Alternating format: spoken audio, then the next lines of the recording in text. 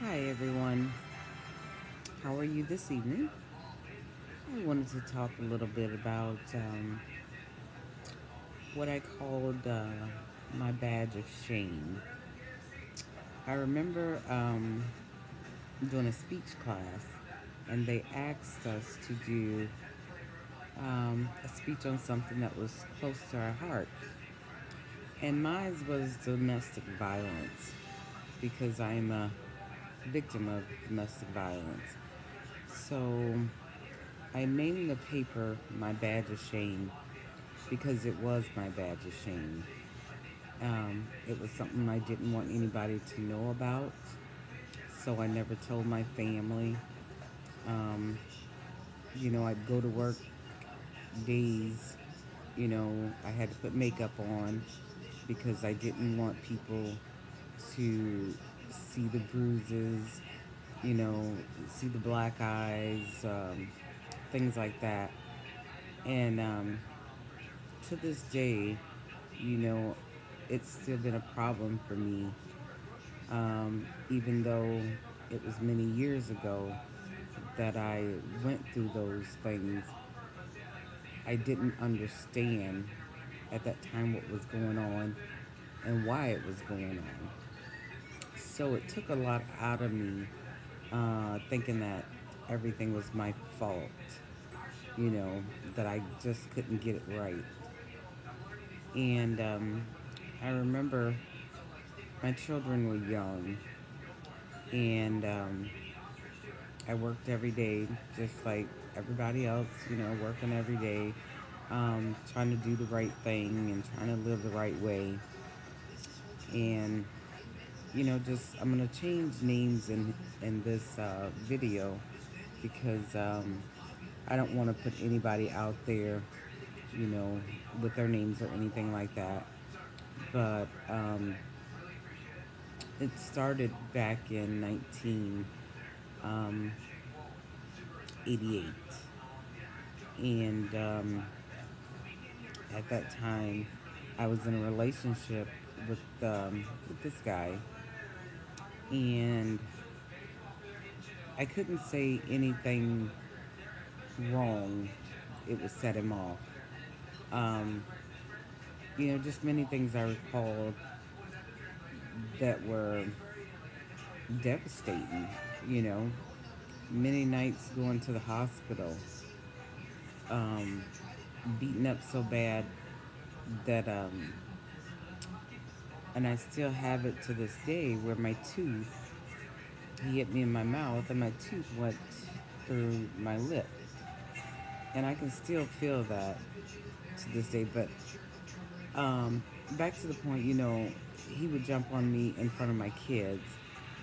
And that always hurt me to my heart because I had a daughter and two sons. And I never wanted them to grow up thinking that it was okay for somebody to abuse you or to treat you like you were nothing. So I made a change in my life because, and I'm going to give you an example of something that was so silly that he jumped on me for. And me and another friend were standing out on the porch. And, everybody loves nice cars, So it just so happened that this nice car went down the street and we commented, oh my gosh, what a nice car. And he flipped a lid and jumped on me about that car. Oh, so you want whoever's in this car? And I'm just like, I don't even know who drives the car, and I didn't know who drove the car. So it was just saying, all we were saying that it was a nice car, you know. And I think the last time that he jumped on me, it was in front of, like I said, it was in front of my kids. And like I said, even to this day, I just have a hard time with men because I don't trust men. And I don't think I'll probably ever be able to find somebody that I can put my whole heart and trust into because people change within the drop of a dime. One day they're this way, they're loving, they're kind, and then the next day anything to set them off. So my thing is it's just I don't trust anybody, and I feel empty inside. I don't know if that makes sense or not, but I really do feel empty inside, like I'm not worth having a good man, having you know, the things that every woman wants, which is somebody to love you and somebody to take care of you and be your ride or die or your backbone, or be there for you when things go bad. You know, it's hard for me to believe somebody's out there like that. And back to my domestic abuse, issue. Um, the day I decided to leave,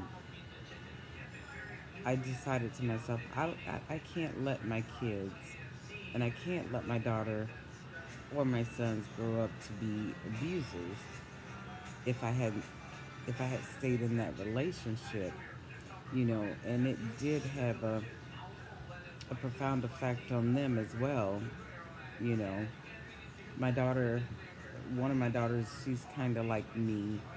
She's passive and she holds a lot of stuff in. And my other daughter, she's so much like me as well because she accepts things. And even though you're not happy in a situation, you live in that situation anyway because you have children by this man or you know financial reasons, you know and you know people don't realize domestic violence is just not somebody beating on you. It's mental abuse, it's physical abuse. um, it goes on and on. Psychological abuse, making you feel like you're not worth anything. You know, um, when your family comes around, making it look like everything's okay when it's really not. They put that mask on and then they expect you to wear the same mask that they got on. So it's been a rough life. I think I can say that I live, and I'm quite sure there's many women out there that's been through the same thing. But just something tonight told me to do this because I still have some feelings of inadequacy, and that's one thing, they make you feel like you're inadequate, like nobody wants you, nobody wants to be with you, things like that. So, this is just a little part of my journey I decided I'd do tonight to let people know that, you know, there is life beyond abuse. There is life beyond the abuser. You know, you have to create your own destiny. And if you are in an abusive relationship, look at the signs. Don't be like me.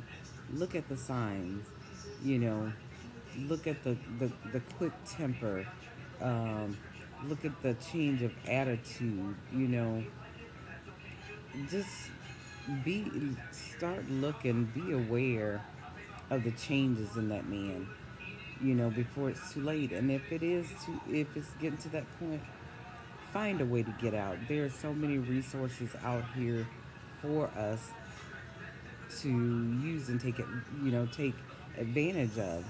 You know, um, there's safe houses that you can go to. Um, just just be aware.